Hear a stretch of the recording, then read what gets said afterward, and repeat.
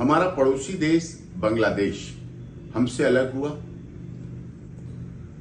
वहां पर जिस तरह से धार्मिक उत्पीड़न लगातार चल रहा है और इस्कॉन टेम्पल के मुख्य पुजारी के ऊपर इतना बड़ा अमानवीय अत्याचार, मानवाधिकारों का हनन, जीने दो के अधिकार की अवहेलना लगातार चल रही है। और खासकर जब एक व्यक्ति पर आरोप लगाए जाते हैं तो उसे अपने इच्छा के वकील को नियुक्त करने का कानूनी अधिकार पूरी दुनिया में है।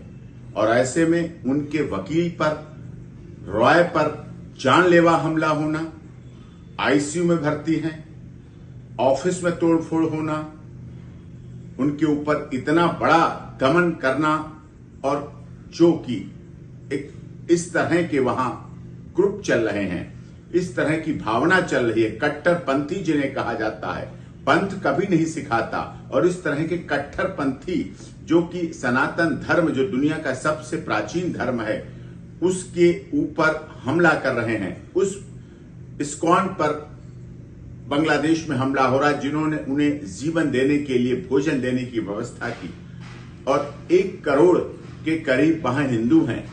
लाखों छात्र भारत से वहां गए और वहां की अर्थव्यवस्था को बढ़ाया, मजबूत किया, वहां की प्रधानमंत्री को यहां सुरक्षित किया। और जब भी जरूरत पड़ी, जब भी आपदा आई, भारत ने बड़े भाई की भूमिका में उनके लिए काम किया। और ऐसे में वहां इस तरह से इस पर हम लोगों ने एक पत्र माननीय महामहिम राष्ट्रपति महोदय भारत और वर्तमान कार्यकारी प्रधानमंत्री बांग्लादेश को लिखा है, साथ में यूनाइटेड नेशंस ऑर्गेनाइजेशन तथा भारत के honourable chief justice of India को पत्र लिखा है, लॉयर्स वेलफेयर एसोसिएशन के द्वारा, कि वहां पर वकीलों की सुरक्षा की जाए, उनको रक्षण दिया जाए और उन्हें अपने क्लाइंट की पैरवी करने के लिए पूरी तरह से सुरक्षित वातावरण, सुरक्षित माहौल बनाया जाए। ऐसे तो वहां पिटते रहेंगे। बात हिंदू सनातन धर्म की केवल नहीं है, मानवता की बात है। National human rights commission Bharat में काम कर रहा है।